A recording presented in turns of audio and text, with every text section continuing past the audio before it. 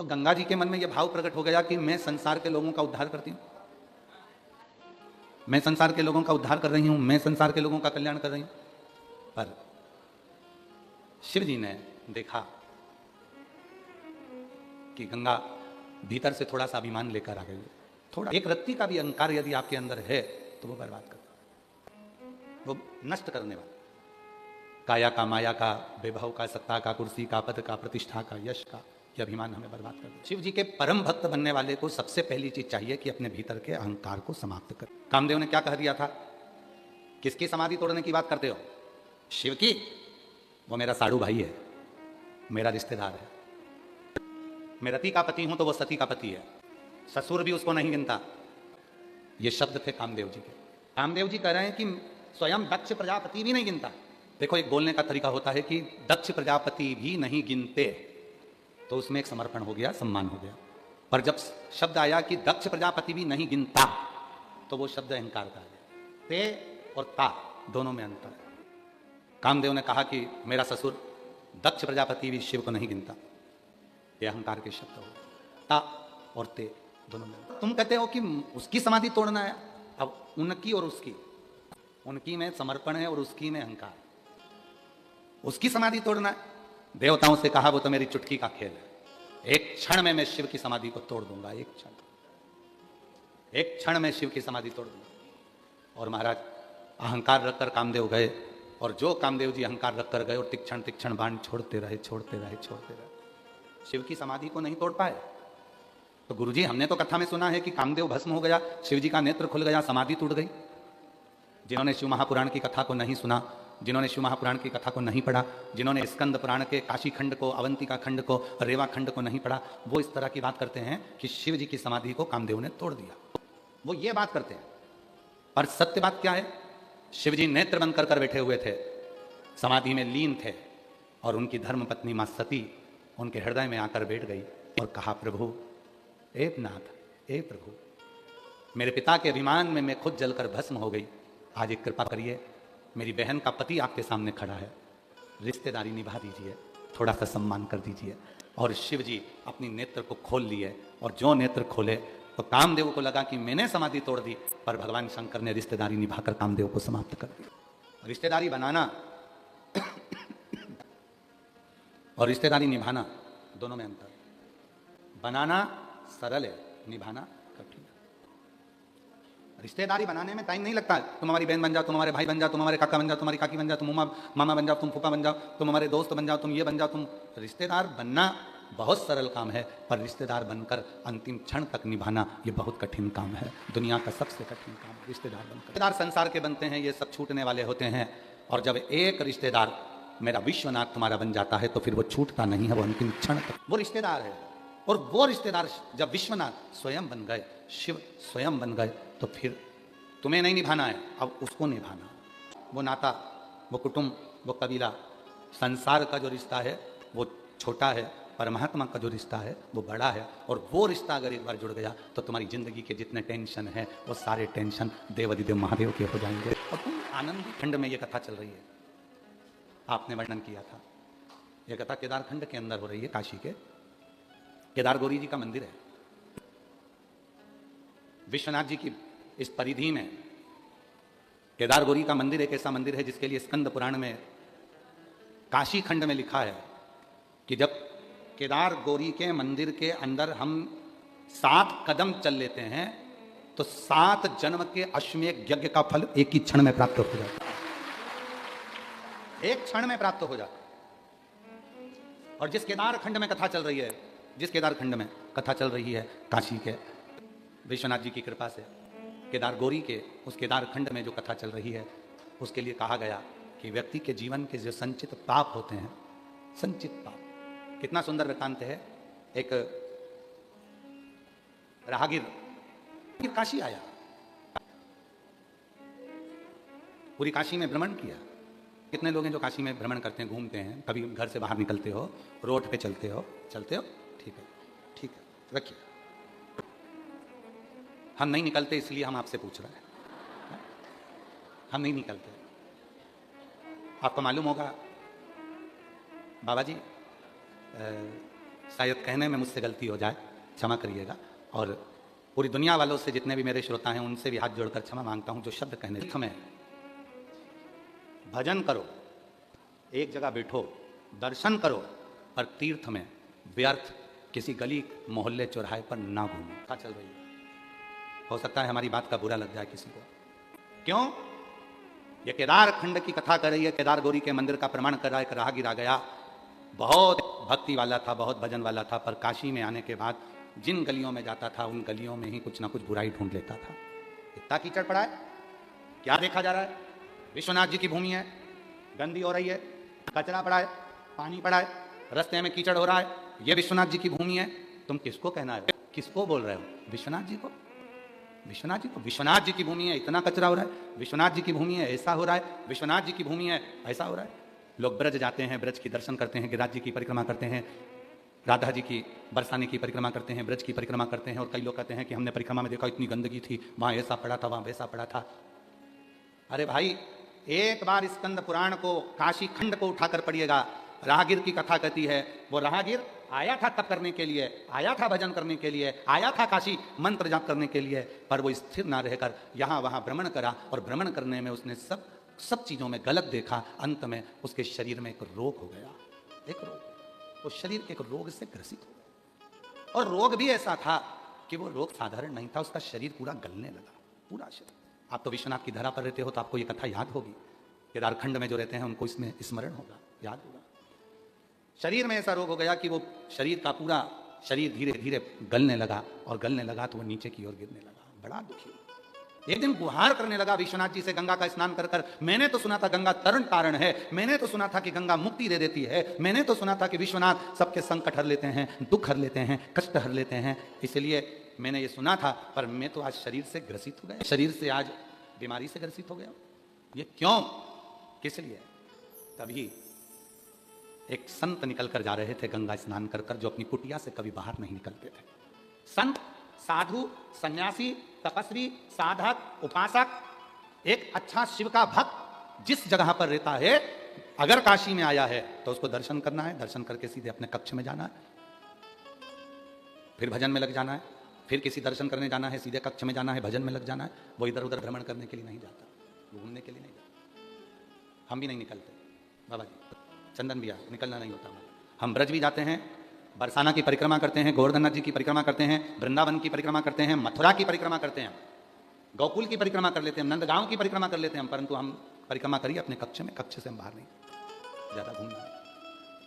मैंने तो सुना था कि विश्वनाथ जी की भूमि पर आकर लोगों के दोष मिट जाते हैं, मेरे तो शरीर में रोग हो गए, शरीर में रोग। क्यों हुआ?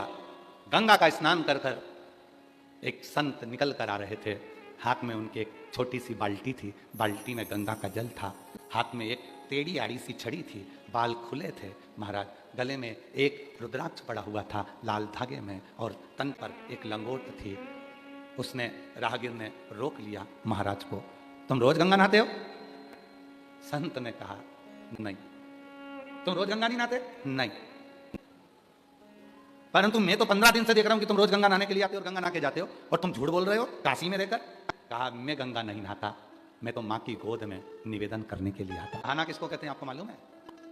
स्नान में और नहाने में अंतर है बहुत बड़ा, जमीन और आसमान का अंतर है। नहाना कहते हैं पानी को अपने ऊपर डाल लेना, साबुन लगा लेना, सर्फ लगा लेना, उपटन लगा लेना, शैम्पू लगा लेना, इसको नहाना कहते हैं। और स्नान कहते हैं जिस पवित्र नदी में स्नान करने के लिए गए हो, वहां जाकर उस माँ को प्रणाम कर कर कहना कि मेरी जिंदगी के संचित पापों को समाप्त कर देना, मैं तेरी शरण में आया हूं, इसको स्नान कर। आप रोज नहाते हो? नहीं। मैं 15 दिन से देख रहा हूं, आप रोज निकल कर जाते हो, बाल्टी रहती है, डंडा रहता है, गले में रुद्राक्ष रहता है, लंगोट बंदी रहती है, बालों में से पानी टपकता रहता है, बालों में से पानी टपक रहा है आपके, और झूठ बोल रहे हो। क्या बात क्या है? बोलो। मैं आया था, मैं राहगीर हूं, दूर देश से आया हूं, और यहाँ बाबा विश्वनाथ जी की धरा पर तप करने, साधना करने, व्रत करने, यहाँ मैं नियम धारण करने आया था यहाँ, परंतु मेरे शरीर में रोग हो गया है। तो संत ने कहा इस रोग को लाने वाला कोई दूसरा नहीं है, इस रोग को लाने वाले तुम खुद हो। अगर जिसके घर में आओ ना, उसके घर की तारीफ करो, कभी उसके घर की बुराई नहीं करना चाहिए। काशी में रहकर अगर काशी की बुराई करें, जो अवंतिकापुरी में रहकर अवंतिकापुरी की बुराई करें, जो सीहोर नगरी में रहकर बाबा कुबेरेश्वर की भूमि पर रहकर ही सीहोर की बुराई करें, जो सोमनाथ में रहकर सोमनाथ की बुराई करें, जो ब्रज में रहकर ब्रज की बुराई करें, जो अयोध्या में रहकर अयोध्या की बुराई करें, समझ लेना उनके बराबर संसार में कोई नरक भोगने वाला नहीं हो। अच्छाई देखो ना, अच्छाई देखो। शादी एक लड़की से हो गई, चलो जाने दो, ये वाला प्रसंग बाद में सुनाएंगे। हम तो एक नया प्रसंग दे देते हैं। एक बहुत काला सा दामाद था, एकदम काला, केवल आंख दिखती थी और दांत दिखते थे, इतना काला दामाद था। ससुराल में आ गया, सासू जी ने उसको श्रीखंड खिलाया, रबड़ी खिलाई, सब कुछ खिलाया, दूध भी खूब पिलाया। अब एक दिन दामाद जाने लगा तो सास आंख में आंसू भरकर बोली, दामाद जी थोड़े दिन और रुक जाओ, तुम्हारे रहने से हमको भी श्रीखंड खाने को मिल जाएगा, तुम्हारे रहने से हमको भी रबड़ी खाने को मिल जाएगी, खीर खाने को मिल जाएगी। दामाद को अहंकार आ गया, बताओ।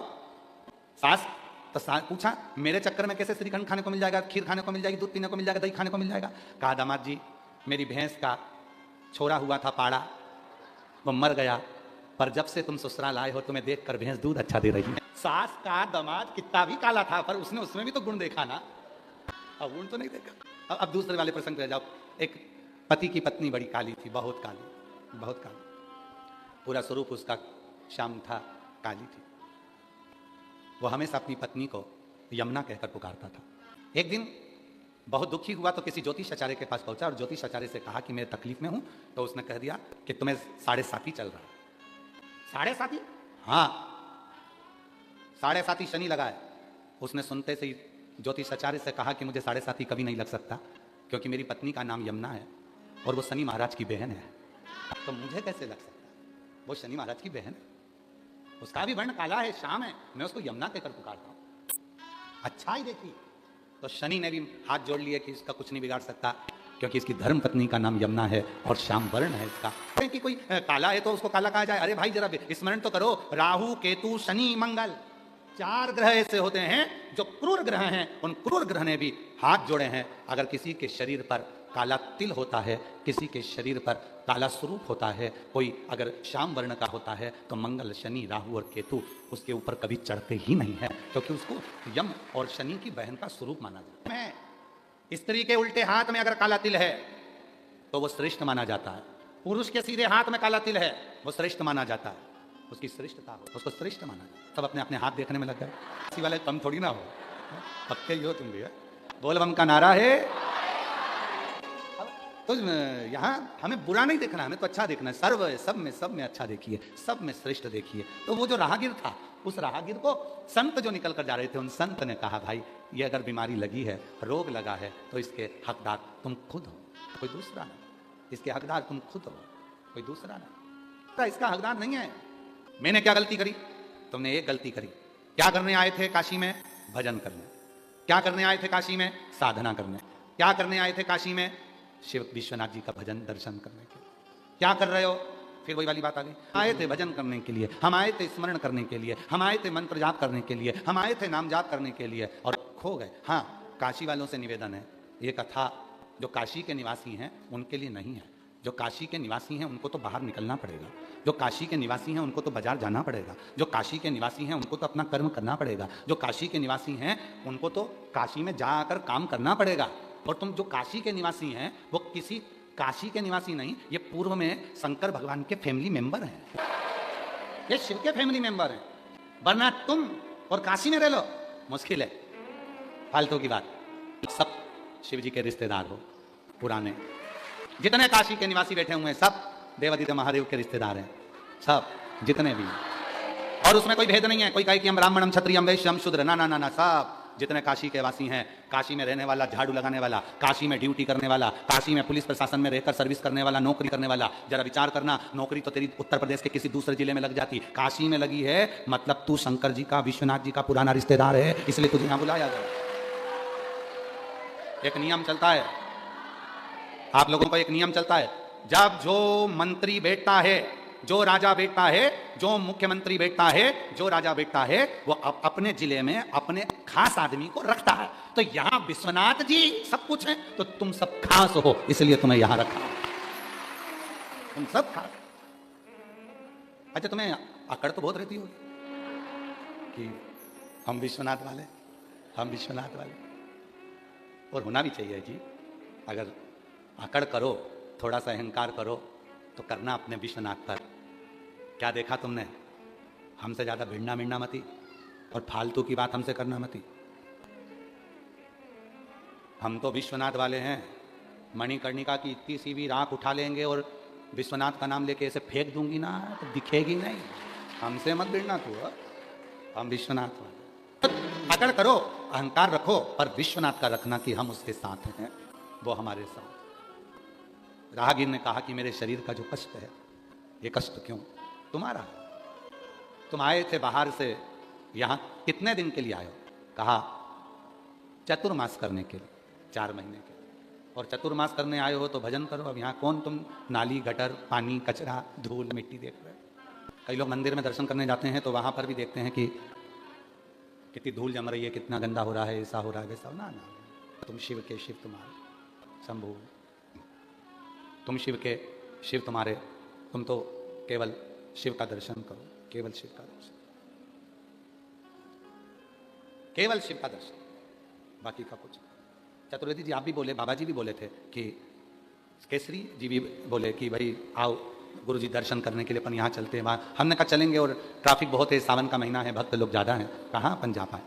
बाबा जी से भी हमने यही कहा कि इतना भक्त आ रहा है, भीड़ बहुत ज़्यादा है, कहाँ जाएंगे। इसलिए जितने दिन यहाँ पर हैं उतने दिन भगवान की भक्ति करें, भगवान की जितने। और आज तो एक बहुत अच्छी बात रही, सतुआ बाबा जी ने हमें बताया कि महाराज जी माँ गंगा के तट पर बैठकर पार्थिव शिवलिंग का आज हमने निर्माण कर पूजन करें। तो जब पार्थिव पूजन, सतुआ बाबा जी बता रहे थे कि जब पार्थिव पूजन गंगा जी के तट पर हम कर रहे थे तो ऐसा लग रहा था जैसे गंगा उछाले भरकर उस पार्थिव के पास आ रही है, पार्थिव के पास। और ये गंगा का उछाला नहीं, अपने हृदय का शिव के प्रति उछाला। बाबा जी ये गंगा भक्ति है। ए राहगीर, गलती तुम्हारी है।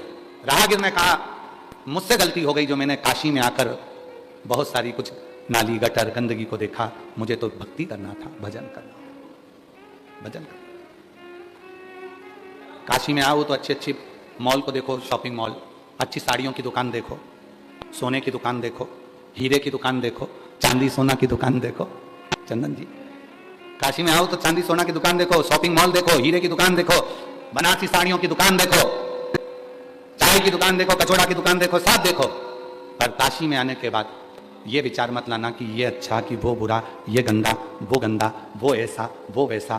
खूब अच्छा देखो, कितनी अच्छी साड़ियाँ हैं, बनारसी हैं, कितना अच्छा जेवर है, सोने चांदी का है, कितना अच्छा है। अच्छाई जितनी देख सकते हो उतनी देखो, जितनी देखो। विश्वनाथ जी का दर्शन करने जाओ तो अच्छा ही देखो, क्या गंगा जी का तट है, क्या सीढ़ियां बनी है, कितना अच्छा उत्तर प्रदेश सरकार ने और माननीय प्रधानमंत्री जी ने, नरेंद्र भाई मोदी जी ने, और कितना उत्तर प्रदेश सरकार के यशस्वी मुख्यमंत्री जी योगी जी ने इस काशी का कितना विकास कर दिया, कितना अच्छा कर दिया। आज इतनी पब्लिक आ रही है, कम से कम पूरे काशी का कितना व्यापार, कितना रोजगार बढ़ गया, कितना कितना वैभव बढ़ गया, कितना आनंद बढ़ गया। ये अच्छाइयाँ देखी। और आप और हम अगर देखें तो राहगीर ने जैसे ही बुराई देखी, शरीर को कष्ट हुआ। बाबा आप बताओ मेरे शरीर का कष्ट कैसे मिटेगा? राहगीर तू भजन करने के लिए आया था, तुझसे गलती हो गई। अब तू एक काम कर, विश्वनाथ जी तो शांत हैं और विश्वनाथ जी तो माफ कर देते। ध्यान देना, बहुत सुंदर प्रसंग है, बहुत ध्यान देना जरा, बहुत सावधानी से, और बहुत अच्छी बात है। पूरा विश्व सुने इस बात को। विश्वनाथ जी शांत हैं, माफ कर देते। विश्वनाथ जी तो आपके और हमारे जैसे हैं। शिव कहाँ रहते हैं? ब्रह्मा ब्रह्मलोक में, विष्णु जी वैकुंठ लोक में, शिव मृत्यु लोक में। तो जो मृत्यु लोक में रह रहा है वो हमारे जैसा ही है। शिव जी के 3 नेत्र हैं, तो अपने भी कितने नेत्र हैं? 3। अपने कितने नेत्र हैं? 3 है ना। हमारे भी 3 नेत्र हैं, आपके भी 3 नेत्र हैं, क्योंकि शिव जी के 3 नेत्र हैं। शंकर जी के अगर 3 नेत्र हैं तो 3 नेत्र हमारे भी हैं और तुम्हारे भी। एक नेत्र ये जिससे अपन अपनी अच्छाई देखते हैं, मैंने जो करा बहुत अच्छा करा। दूसरा नेत्र ये जिससे हम अपने परिवार की अच्छाई देखते हैं, मेरे घर वालों ने जो करा बहुत अच्छा करा। तीसरा नेत्र हर व्यक्ति का यहाँ होता है, वो हर एक व्यक्ति की बुराई ढूंढता है, हर एक व्यक्ति में गलत काम ढूंढता है, वो तीसरा नेत्र है उसका। शिव जी के 3 नेत्र हैं तो आपके और हमारे 3 नेत्र हैं, क्योंकि शिव जी मृत्यु लोक के देवता है। शिव जी ने विष पिया तो हमने भी विष पिया, आपने भी विष पिया। दुख आता है, तकलीफ आती है, विष पीना पड़ता है। और विष पीते हो तब माता नील सरस्वती तुम्हारे कंठ में बैठती है, अर्थात उस दुख को सहन करने की शक्ति दुर्गा भवानी मां पार्वती ही देती है, दुख झेलने की। तो विष उनने भी पिया, विष अपन ने भी पिया। उनके गले में अगर विष है, उनके गले में सांप है, तो तुम्हारे भी गले में ये परिवार का जो बैयां पड़ी हुई है, रिश्तों की जो बैयां पड़ी हुई है, ये सर पे ही तो है। सर पे शिव कथा कर रही है। जो संत ने कहा काशी के घाट पर, मां गंगा के घाट पर, एक एक भारतवासियों को और विदेश में बैठे हुए एक एक सनातनियों की बुद्धि में वो बैठना चाहिए कि विश्वनाथ तो शांति से रहते हैं, विश्वनाथ तो शीतल हैं, विश्वनाथ तो करुणा सागर हैं, विश्वनाथ तो माफ करना जानते हैं, विश्वनाथ तो तुमको क्षमा कर देते हैं। कौन क्षमा करते हैं? जम के बोलो जरा। विश्वनाथ। विश्वनाथ क्षमा कर देते हैं। इंसान क्षमा करता है, इंसान क्षमा करता है, पर कर्म कभी क्षमा करते हैं क्या? जैसा कर्म करोगे वैसा तो तुमको भोगना पड़ेगा। विश्वनाथ क्षमा कर देते हैं। तूने काशी में आकर जो गलत विचार रखे, तूने काशी में आकर जो गलत सोचा, तूने काशी में आकर गलत दृष्टि रखी, तूने काशी में आकर गलत गलत विचार करे, तूने काशी में आकर गलत काम करा, तो विश्वनाथ तो क्षमा कर देंगे, वो तो सहज है। पर कर्म का भोग तो भोगना पड़ेगा। तो राहगीर ने कहा विश्वनाथ क्षमा कर देंगे, तो उन्होंने तो मुझे क्षमा कर दिया, पर मेरे कर्म को कौन क्षमा कर सकता है? कौन?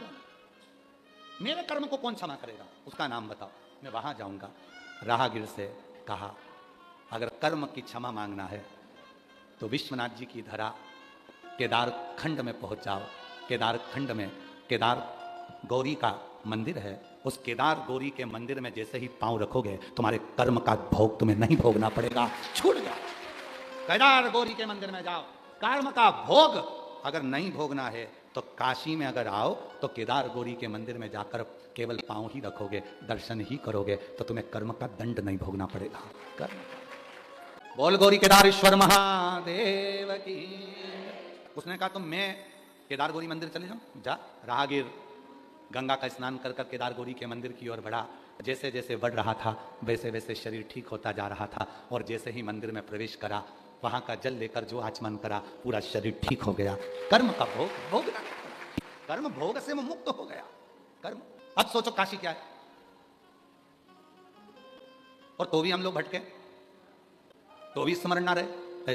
बाबा जी एक माता जी ने तो पत्र में लिखा कि हमारा निवेदन है, देखो पत्र में लिखा कि हमारा निवेदन है, भले तुम ऑफलाइन कथा मत करो पर हर साल सावन में ऑनलाइन ही कर दो, पर काशी तो आओ। और वो लिख रही है कि सतुआ बाबा जी को हमारी उम्र लग जाए, अब तेरी बची कितनी, लिख कर भेजा, और उम्र लिखी भैया आसी। तो हमने कहा बताओ गजब है बाबा, सतुआ बाबा तुमको काशी बुलाते रहते हैं, इनको हमारी भी उम्र लग जाए, और खुद की उम्र 82।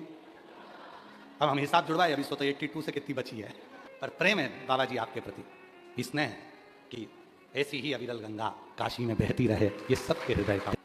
पहली कथा सतुआ बाबा जी की यहाँ सुनी, फिर वापिस हमको तो बस सुगंध मिली थी कि कथा काशी में हो रही है, सूंघते सूंघते पहुंच गए यहाँ, और बाबा की कृपा से कथा सुनने का मौका मिल गया। बाबा बहुत तकलीफ में थी, पर जब से कथा सुनना प्रारंभ करा तब से मेरे बाबा ने झोली भरना प्रारंभ कर दिया।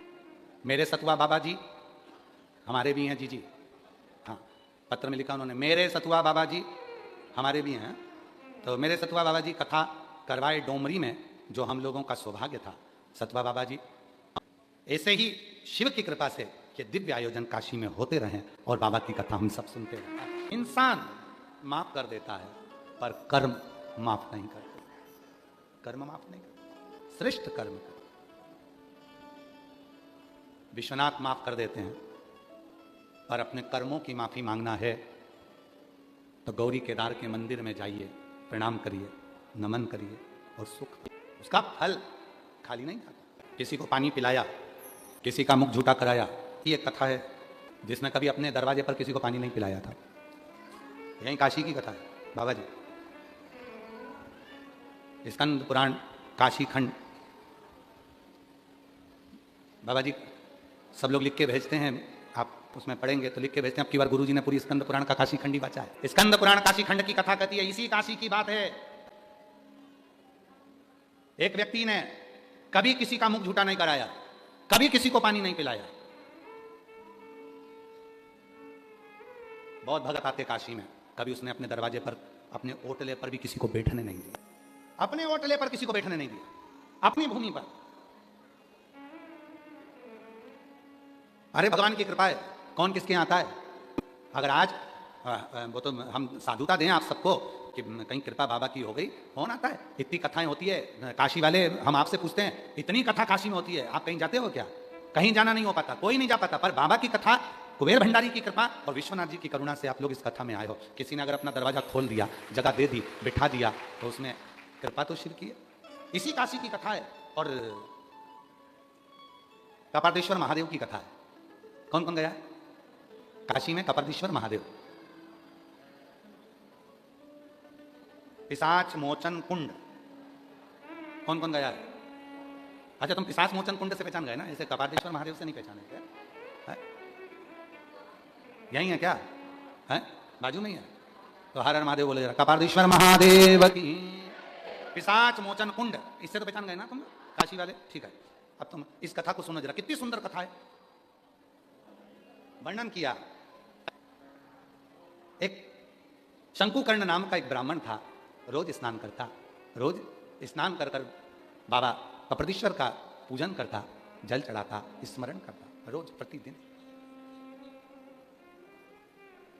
और एक दिन शिव जी को जल चढ़ाकर आ रहा था, और शिव के जल का महत्व तो आप लोग जानते हो ना। शिव के जल का महत्व आप लोगों के स्मरण में होगा। जब हम शिव जी को एक लोटा जल चढ़ाते हैं, लोटे में उसी जल को झेल के 2-4 बूंद, 8 बूंद, 10 बूंद थोड़ा सा जल हम अपने घर पर लेकर आते हैं, उस जल की कितनी महत्वता है। अवंतिका खंड स्कंद पुराण का कथा है, शिव जी को चढ़ाए हुए जल का थोड़ा सा भाग जब हम लेकर अपने घर की ओर आते हैं, मार्ग में राह में जितने भी अगर किसी स्त्री के गर्भ में बच्चे मर गए हों, कोई का एक्सीडेंट हो गया हो, कोई अधोगति में मर गया हो, कोई किसी भी रूप में समाप्त हो गया हो, जब हम शिव जी के चढ़े हुए जल को लेकर अपने घर तक निकलते हैं, उस मार्ग में जितने जितने जीव अगर अधोगति में मरे होते हैं, उस जल के कलश का मात्र दर्शन करके उन्हें मुक्ति मिल जाती है, उन्हें मुक्ति। इसलिए सारी समस्या का हल आपके बेटा यूपीएससी क्लियर करा और बेटी भी टीचर का जोरदार ताली बजा, अब ऑनलाइन वाले हैं शंभू।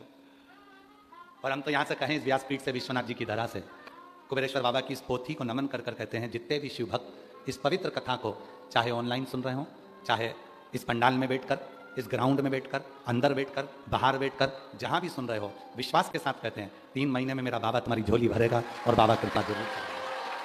शिव कथा। शंकुकर्ण निकल कर जा रहे थे जल चढ़ाकर शिव जी को, कपाटेश्वर महादेव। बीच मार्ग में उसको एक प्रेत मिला, इसलिए कुंड का नाम है पिशाच मोचन कुंड। बीच में एक प्रेत मिला, शंकुकर्ण ने उस पर ध्यान नहीं दिया, स्मरण नहीं आया, वो प्रेत दिखा, पर शंकुकर्ण का ध्यान नहीं गया, उस ब्राह्मण का ध्यान उस प्रेत पर नहीं गया, प्रेत को देखा ही नहीं। अभी आपको कथा में कहा था, काशी में रहना है तो अच्छा देखना है। अब इन भूतों को कौन देखे? कौन देखे प्रेतों को? ऐसी हैं जिनको सपने में भी शिव जी आते हैं, सपने में। कभी कभी लगता है कि सियोर वाला बाबा कथा सुना रहा है, मैं सुन रही हूं, कहीं कहीं सपने में चिल्ला देती है,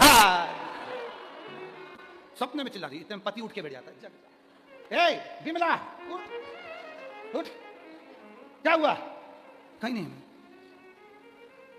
कथा सुन रही थी। अरे तेरी कथा के चक्कर में गरुण पुराण बच जाए,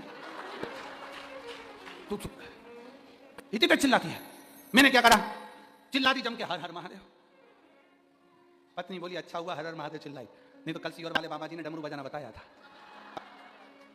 और जरूरी नहीं है कि अपने गाल का बजे, कोई जरूरी है कि अपने गाल का बजे। चलो बजाओ डमरू एक बार जरा, सब प्रेम से बजाते, ठीक है? बहुत सुंदर, हर हर। अब कोई जरूरी है कि गल डमरू अपने बजे? सवेरे सवेरे पति मंदिर गया, पंडित जी से पूछा इसका कोई हल है क्या? तो पंडित जी ने कहा सारी समस्या का हल एक लोटा जल। कहते हैं जब रात में ज्यादा सपने आते हैं तो लोटा पानी का भर के सोते हैं, एक लोटा, वो एक लोटा जल सब दूर काम आता है। 10 लाख की गाड़ी में घूमने वाला भी एक दिन लोटे में भरा कर काशी आ जाता है। वो एक लोटा जल बड़ा भारी है, नहीं देखा, प्रेत को देखा ही। शंकुकर्ण तो अपने भगवत भजन में, शिव नाम में, भगवान की विरल भक्ति में बड़े आनंद के साथ चल रहे थे। बाबा को अपने मन का भाव कहो, प्रार्थना करो, निवेदन करो, विनय करो, विनती करो, हृदय से बाबा को अपने मन का भाव कहिए, प्रार्थना करिए, निवेदन करिए, विनती करिए, विनय करिए। ये कथा कल विराम होगी। कल कथा का समय काशी में तो सुबह 8 बजे से 11 बजे तक रहेगा और टीवी पर कथा का समय दोपहर में 1 बजे से 4 बजे तक ही कथा का समय रहेगा। कल कथा का विराम दिवस है। जितने भी शिव भक्त ऑनलाइन कथा को अपने अपने घरों में रहकर सुन रहे हैं, भाव से 1 बजे से 4 बजे तक कथा का लाभ लें। जो लोग बाबा की कृपा से यहाँ आए हैं वो सुबह 8 बजे से, ये चल नहीं रहे हैं क्या, 8 बजे से 11 बजे तक कथा का लाभ लेंगे और उसके बाद में 17 से 23 अगस्त तक शिव महापुराण की कथा श्रावण के महीने की विराम की कथा रहेगी। सावन के महीने की जो कथाएं चल रही थी वो सावन के महीने की जो विराम की कथा है वो 17 अगस्त से 23 अगस्त तक भिलाई जयंती स्टेडियम छत्तीसगढ़ में 1 बजे से 4 बजे तक कथा का क्रम रहेगा। सारे छत्तीसगढ़ वासियों को यही मौका मिला है कथा सुनने का। बाबा ने कृपा करी है। जो सोमवार की नाग पंचमी के दिन से ये कथा छत्तीसगढ़ जयंती स्टेडियम भिलाई में प्रारंभ हो रही है और बाबा की कृपा से वो दिन एक ऐसा दिन है जो कई वर्षों में, हमने कहा था 33 वर्षों में ये 6ठे बार उसका क्रम रहेगा। सारे छत्तीसगढ़ वासियों के लिए सौभाग्य की बात है कि जो लोग पंडाल में बैठकर कथा सुनेंगे, मेरा देव अधिदेव महादेव उसकी मनोकामना पूर्ण करेगा। इसके बाद में 25 अगस्त को रक्षाबंधन, 25 अगस्त को कावड़ यात्रा सीहोर कुबेरेश्वर धाम की भौम प्रदोष के दिन रहेगी, जो सुबह 9 बजे माँ सीवन के तट से चलेगी और कुबेरेश्वर धाम तक पहुँचेगी। 11 किलोमीटर दूर तक यात्रा जाएगी। 28 अगस्त रक्षाबंधन की सभी देशवासियों को बहुत बहुत बधाइयाँ हैं। 11 सितंबर से 17 सितंबर तक उत्तर प्रदेश के सभी श्रोता भाई बहनों को खूब बधाई दूं कि उचाहार रायबरेली उत्तर प्रदेश में शिव महापुराण की कथा 7 दिन की चलेगी। तो उचाहार रायबरेली वालों को बहुत बहुत बधाइयाँ, जो बाबा ने आपके 2 लोटा जल को स्वीकार कर लिया और 11 सितंबर से 17 सितंबर तक कथा होने जा रही है। 20 सितंबर से 26 सितंबर अग्रवाल महिला मंडल सीहोर का जो कथा होती है गादी की, वही कथा रहेगी 2 बजे से 5 बजे तक। वो टीवी पर नहीं आती है। और 13 अक्टूबर से 17 अक्टूबर तक नेवाली बड़वानी में कथा रहेगी मध्य प्रदेश में। 30 अक्टूबर से 5 नवंबर तक उन्नाव उत्तर प्रदेश में बाबा देव अधिदेव महादेव की कथा रहेगी।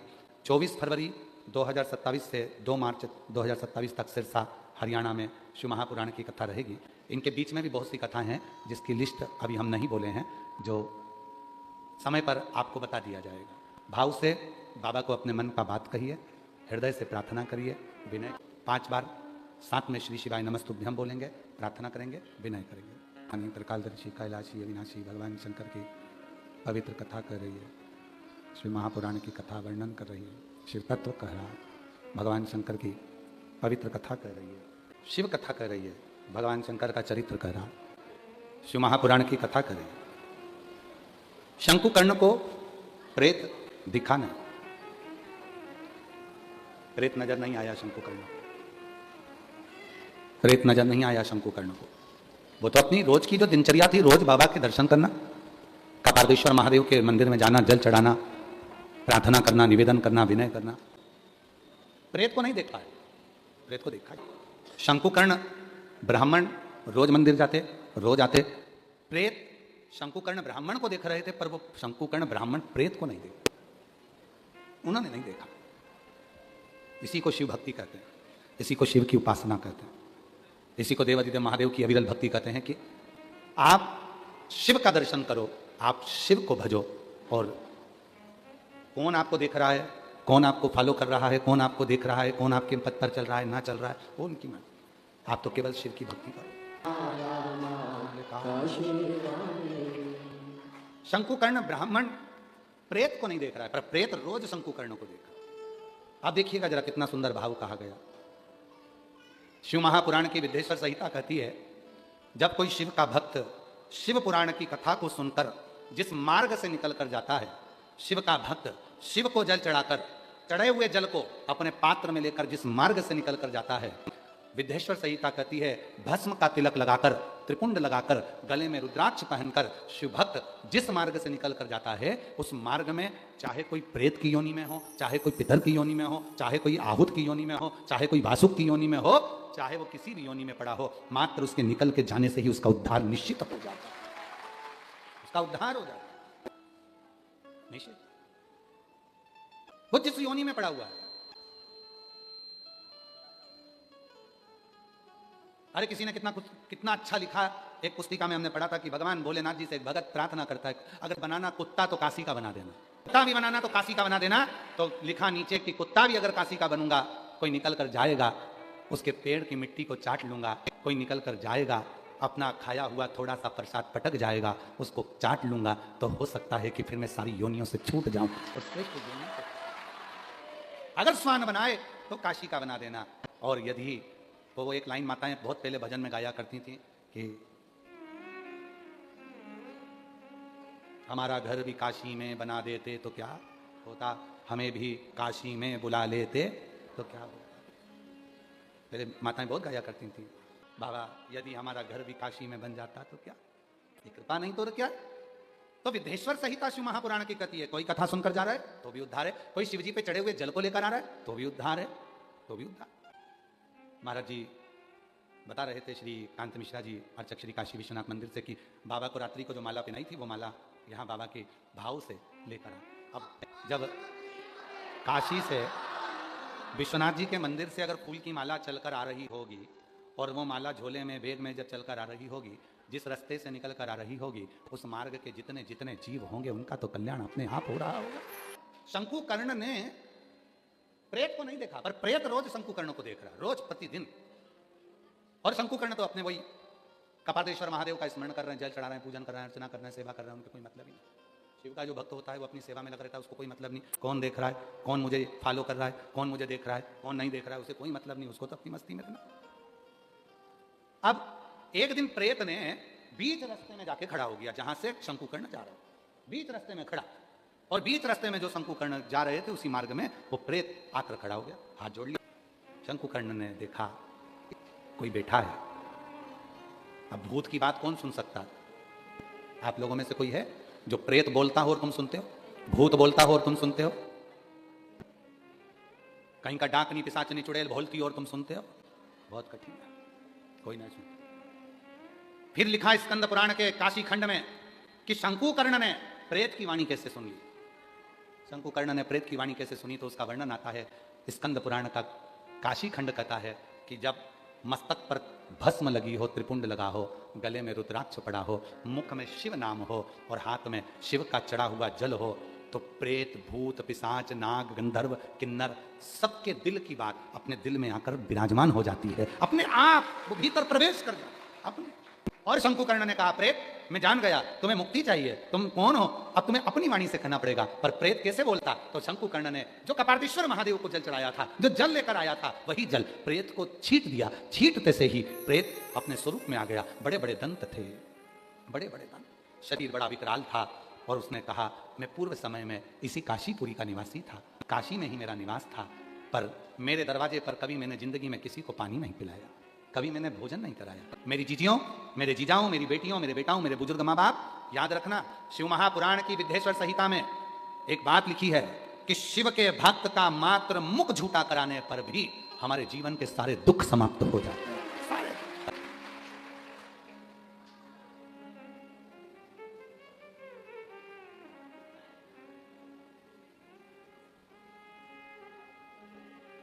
जीवन के सारे दुख मिट जाते हैं। इसीलिए शिवपुराण की कथा में लोग कोई टॉफी बांट देता है, कोई बिस्कुट बांट देता है, कोई कुरकुरा बांट, कोई जो उसकी मर्जी होती है, घर से कोई सामान बना कर लिया, ठेकुआ बना कर लिया, वो दे देता है, कोई खुरमा बना कर लाया, वो लिया, मठरी लिया, तो जो लेते आते हैं वो साथ में लाए, थोड़ा थोड़ा थोड़ा थोड़ा मुंह उठाकर नहीं लाते तो पानी की कितनी बाटल? 2, एक खुद की, एक अड़ोसन पड़ोसन पीछे वाली धड़ोसन, उनके लो पानी पियो साहब, थोड़ा सा पानी पियो साहब, थोड़ा सा जल दे देते, मुख झूठा कराने का बड़ा। इसलिए भूखे को भोजन, जम के बोले, भूखे को भोजन, प्यासे को पानी और जय बाबा बर्फानी।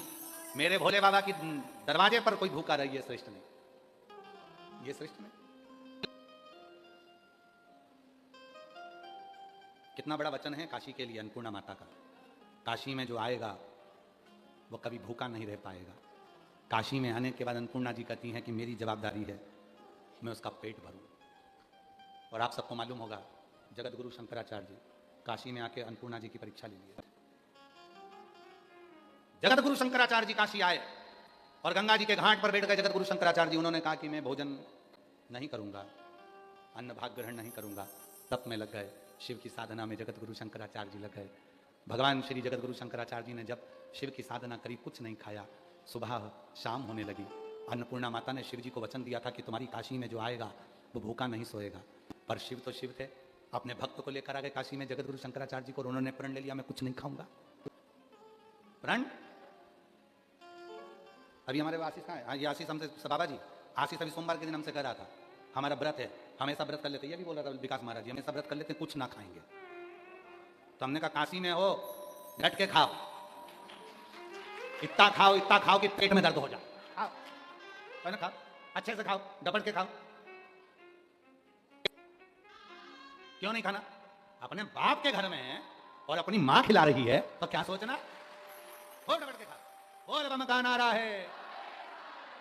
और जितने उपास करने वाले हो ना, तुम सबसे निवेदन है, तुम बाहर जाके कितने भी उपास करना, काशी में उपास करो तो थोड़ा सा, अगर व्रत भी हो तो सिंगाड़े के आटे की चक्की, साबूदाना की खीर, भगर, चिप्स, दही, चीले, उपास की पानी पूरी, उपास का पिज्जा, उपास का चाउमीन, तुम सब खाओ डट के। पूछो जी कहाँ चतुर्वेदी जी की धर्मपत्नी बैठी हो, वो बैठी हरियाणा वाले बैठे। इन्होंने पूछा इनसे क्यों गुरुजी व्रत करेंगे क्या? अब इनको कौन समझाए गुरुजी व्रत करें तो हॉस्पिटल में भर्ती होना। खाओ पियो मत करो, बाप के घर में नहीं खाएंगे तो कहाँ खाएंगे? अपने पिता के घर आए हैं, अपने पिता के घर में आए। और फिर वही वाली बात है, विश्वनाथ मेरा है। काय को तेरा है? मेरा है। इस बात के पीछे लड़ाई हो सकती है आपकी और हमारी दमदारी से। विश्वनाथ मेरा है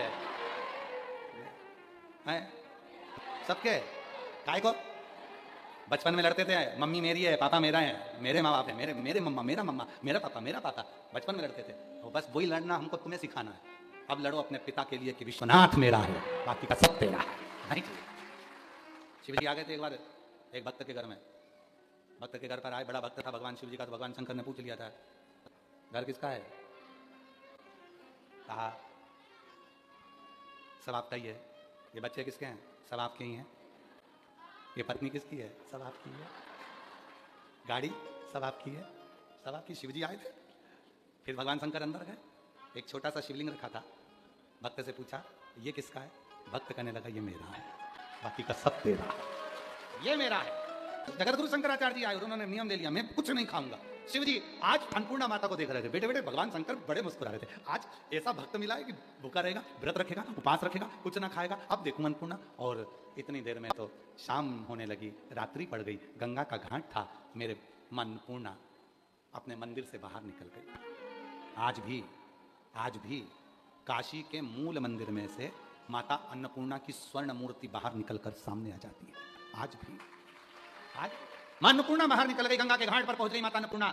जगत गुरु शंकराचार्य जी को देखा, पुत्र भोजन करो, पुत्र कुछ पालो। मां मैं नहीं पा सकता। इतने में माता अन्नपूर्णा ने कहा यहां आने के बाद तो कोई भूखा सो नहीं सकता, भूखा नहीं सो सकता। तब तो माता अन्नपूर्णा ने रोटी का टुकड़ा तोड़ा और जगत गुरु शंकराचार्य जी के मुख में मां अन्नपूर्णा ने रोटी का टुकड़ा दे दिया। तब माता अन्नपूर्णा के स्त्रोत का रचना जगत गुरु शंकराचार्य जी ने करी है। अन्नपूर्णे सदा पूर्ण शंकर प्राण वल्लभ है। तब रचना कर दी कि ये मां अन्नपूर्णा की नगरी है, यहाँ कोई भूखा नहीं रह सकता, कोई भूखा नहीं। तो शंकुकर्ण की कथा कर रही है, कपालदेश्वर महादेव का दर्शन कर करा रहे थे। तो बोले कैसे? तो जल छीटा, जैसे ही जल छीटा वैसे ही प्रेत बोलने लगा। प्रेत बोल, सोचो प्रेत बोल पड़ा। मैंने कभी किसी को, मैं काशी में निवास करा पर कभी किसी को पानी ना पिलाया, कभी किसी को मैंने भोजन ना कराया, कभी किसी का मुंह झूठा ना कराया। और मेरे दरवाजे पर कोई आकर बैठ जाता था पथिक, तो मैं उस दरवाजे के फर्श को गीला कर देता था जिससे कोई बैठे ही ना। ऐसे लोग आज भी हैं कई लोग जो अपने होटले पर भी किसी को नहीं बैठने देते। ऐसे कई महाराज जी, ऐसे कई लोग हैं संसार में जो अपने होटले पर भी किसी को नहीं बैठने देते। कोई पथिक है, थक गया, बैठ गया तो उसको गुस्सा आ जाती है, कहाँ बैठ गया, चल उठ यहाँ से जा, यहाँ क्यों बैठा, हट उठ, उठा दे। आज भी महाराज जी कई लोग ऐसे हैं जो अपने दरवाजे पर आए हुए किसी को पानी तक नहीं पिलाते, और ऐसों की लिस्ट भी हमारे पास में, हम तो भूलते नहीं है। बोलेंगे तो लोग हमारा पुतला जला देंगे, इसलिए हम बोलते नहीं है। पूरी लिस्ट बनी हुई है कि इनके दरवाजे पर कोई जाता है तो पानी तक नहीं पिलाते। होटले पर बैठ जाए तो उठाकर भगा देते हैं। हमारे होटले पर बैठकर तुम कथा नहीं सुनोगे, चलो यहाँ से जा, जिनकी कथा सुनने के लिए आए उनके पास जाके बैठो, चल उठो यहाँ से, होटले पे से उठा देते, हमारे यहाँ नहीं बैठो। बहुत बड़ी लिस्ट है, और तुम जिस दिन बोल दोगे काशी वालों, उस दिन पूरी लिस्ट डाल देंगे, पूरी लिस्ट, कि हमारे होटले पर बैठकर कथा नहीं सुनोगे, चलो उठो यहाँ से, उठो हमारी जगह नहीं बैठने देगा। महाराज उन सभी होटले वालों से निवेदन है, ये कपालेश्वर महादेव की कथा सुन लेना, शंकुकर्ण की कथा सुन लेना। पानी तक नहीं पीने दिया, किसी को कभी अन्न नहीं दिया, किसी को बैठने नहीं दिया, और एक दिन ऐसा आया कि प्राण छूट गए और प्रेत की योनि में पड़ गया। जो कभी अपने ओटले पर किसी को बैठने नहीं देता, किसी का मुख झूठा नहीं कराता, वो एक दिन प्रेत बनकर पानी के लिए भी तरसता है, अन्न के लिए तरसता है, बैठने के लिए तरसता है कि कहीं मुझे जगह मिल जाए। और आपने सुना होगा, कोई मर जाता है तो उसका स्थान बनाया जाता है। यहाँ का तो हमको नहीं मालूम काशी में ऐसा होता है कि नहीं होता, पर कई जगह पर ऐसा होता है। गांव खेड़े में, जंगल में अगर कोई मर गया तो उसका उटला बना देंगे, उसके चरण रख देंगे, वहां पर उसको स्थान बना देंगे। क्यों? तो वो हमारे पितरों को हमने वहां बिठा दिया। पितरों को बिठाने का मतलब क्या? क्योंकि उन्होंने अपनी जिंदगी में कभी किसी को ना तो बैठने दिया, ना पानी पीने दिया, तो अब बिठाया उनको। अब शंकुकर्ण के सामने प्रेत बोल पड़ा, मैंने ना किसी को भोजन कराया, ना पानी पिलाया, ना मैंने बैठने दिया, मैं प्रेत योनि में पड़ गया हूं, मेरे पर कृपा कर दो। तब शंकुकर्ण ने कहा कि मैं क्या कृपा करूं? शिव का जो भक्त होता है ना, बड़ा सरल होता है। शिव का भक्त कभी भी ये नहीं कहेगा कि मैं तुमको आशीर्वाद देता हूं, तुम्हारा कल्याण होगा। शंकर का भक्त कभी भी ये नहीं बोलेगा कि मैं तुमको आशीर्वाद देता हूं, तुम्हारा कल्याण होगा। शंकर का भक्त एक ही बात कहता है, विश्वनाथ चाहेगा तो एक दिन तेरा कल्याण जरूर होगा। शिव का भक्त कभी नहीं कहता कि मैं आशीर्वाद दे रहा हूं, क्योंकि तुम्हारे पास है क्या जो तुम दे दोगे? तुम्हारे पास है क्या? तुमने इतना कौन सा तप करा, साधना करी, व्रत करा, उपास करा कि तुम किसी को आशीर्वाद दे दोगे? बहुत कठिन। इसलिए आज तक 30 साल हो गए शिव महापुराण की कथा को वाचते हुए बाबा जी, 30 साल में आज तक किसी से नहीं कहा कि हम तुमको आशीर्वाद देते हैं। हम इतना जरूर कहते हैं, एक लोटा जल चढ़ाओगे तो एक दिन मेरा बाबा तुम पर करुणा जरूर करेगा, कृपा करो। मेरे विश्वनाथ बाबा तुम मुख मत मोड़ना। प्रेत हाथ जोड़ लिया, मेरी मुक्ति का कोई साधन बताओ। शंकुकर्ण ब्राह्मण बोला कि मैं कैसे बोलूं कि तू क्या कर, मैं नहीं आशीर्वाद दे सकता, पर पक्का एक काम कर, अभी कोई उपाय है। उपाय शंकुकर्ण ने भी बताया, और सियोर वाला बाबा उपाय बताता है तो लोग कहते हैं महाराज ने टोटका बता दिया। ये भी उपाय शंकुकर्ण बता रहा है प्रेत को, और संसार के लोगों को शिव महापुराण के, स्कंद पुराण के, कुर्म पुराण के, मत्स्य पुराण के, ब्रह्म विवर्त पुराण के, पद्म पुराण के, नारद पुराण के, मत्स्य पुराण के, वामन पुराण के, श्रीमद् भागवत पुराण के, अग्नि पुराण के 18 पुराण, 18 उप पुराण, इनमें से निकालकर जो भी उपाय होते हैं आपके सामने रखे जाते हैं जिससे जीव का कल्याण। तो वो उपाय इन्होंने भी बताया। एक काम कर, भगवान कपरदेश्वर महादेव के चढ़े हुए जल को मैं कल कुंड में डाल दूंगा, उसी कुंड में तू स्नान कर लेना। जैसे ही स्नान करेगा तो प्रेत की योनि से मुक्त हो जाए। कुंड में तो पहले से पानी था, कुंड में तो पहले से पानी, आप सबको मालूम है। पानी में गंगा जल नहीं मिलाया जाता, गंगा जल में पानी मिलाया जाता। काय में क्या मिलाते हैं? जम के बोलो जरा। ये लोटा है, इसमें पानी भरा हुआ है, तुमने गंगा जल की 2 बूंद डाल दी, वो ठीक नहीं है। पर वो लोटा खाली है, उसमें गंगा जल की 2 बूंद डाल दो और उसके बाद उसमें पानी भर दो। गंगा में सब समाहित है, गंगा किस में समाहित है? गंगा नहीं, गंगा में पानी हो। गंगा का 2 बूंद डाली, उसके बाद पानी डाल दिया, पूरा जल गंगा जल हो गया। अब तुम गंगा को पानी में मिला रहे हो। यहां तो शास्त्र कहता है कि गंगा में जो पानी जाता है वो भी गंगा का जल बन जाता है। अब तुम उल्टा कर रहे हो, पानी में गंगा को मिला रहे हो, और यहां गंगा में पानी को मिलाना है। और ये गलती केवल सियोर वाला बाबा नहीं कर रहा, तुम सब भी करते हो। पानी का लोटा, अब तुम तो क्या काशी में रहते हो, तुमको तो कोई मिलाने की जरूरत ही नहीं है, तुम तो खुद मिले मिलाए हो, तो तुम क्या मिलाओगे? तुम तो मिले। जितने लोग कथा को सुन रहे हैं आस्था चैनल के माध्यम से, फेसबुक यूट्यूब के माध्यम से, सोशल मीडिया के माध्यम से, इंस्टाग्राम के माध्यम से, निवेदन है, लोटे में पहले गंगा जल डाल दो 2 बूंद, फिर पानी डालो। जो पानी से भरा हुआ है उसमें गंगा जल ना डालो। पानी में गंगा नहीं, गंगा में पानी होना चाहिए। शिव स्वीकार करें। मैं एक जल लाऊंगा, कुंड में डाल दूंगा। फिर लिखा स्कंद पुराण में, क्या उस कुंड में पानी नहीं था? था, पर शिव का चढ़ा हुआ चरणोदक जब किसी कुंड में, नदी में, सरोवर में पड़ जाता है तो वहां 12 ज्योतिर्लिंग का तेज अपने आप प्रकट हो जाता है, और वो तेज उस कुंड में आ गया प्रेत ने स्नान करा, स्नान करते से गंधर्व बन गया, सुंदर रूप आ गया, सुंदर वस्त्र हो गए, हाथ जोड़कर कहने लगा शंकुकर्ण जी आपकी कृपा से आज मैं प्रेत योनि से मुक्त हो गया। उस कुंड का नाम पिशाच मोचन कुंड हो गया, जो आज भी कपार्देश्वर महादेव के उस पवित्र प्रांगण में विराट। पिशाच मोचन बोल कपार्देश्वर महादेव की जय। भगवान देवादिदेव महादेव आनंद के साथ विराजित होते हैं। आगे वर्णन आया है माता पार्वती जी के मंगल आनंद का। भगवान श्री गणेश जी महाराज का मंगल विवाह रिद्धि सिद्धि के साथ पक्का होता है। निवेदन है आज कथा का छठा दिवस है। कल कथा का समय सुबह 8 बजे से 11 बजे तक भिलाई जयंती स्टेडियम छत्तीसगढ़ में प्रारंभ हो जाएगी। 1 बजे से 4 बजे तक कथा का। काशी विश्वनाथ जहाँ के स्वयं अधिष्ठाता हैं और जहाँ की स्वयं अधिष्ठात्री माता अन्नपूर्णा, और दोनों ही जहाँ प्रतिज्ञाबद्ध हैं, जीविते अन्नदातृत्वम मृते मोक्षम ददाम्यहम। जैसा कि महाराज जी ने कहा कि जब तक इस धराधाम पर मनुष्य जीवित है, माता अन्नपूर्णा पेट भरने की गारंटी लेती ही हैं, और जब मनुष्य का शरीर समाप्त हो जाता है तो तारक मंत्र देकर के भगवान श्री काशी विश्वनाथ सायुज्य सारूप्य सामीप्य सालोक्य मुक्ति व्यक्ति के सामर्थ्य के अनुसार प्रदान करते हैं। ऐसी काशी जो अनंतानंत जगत को चमत्कृत करने का सामर्थ्य रखती है, सा काशी त्रिपुरारी राजनगरी, वह काशी जो भगवान विश्वनाथ की अतिशय प्रिय राजधानी है।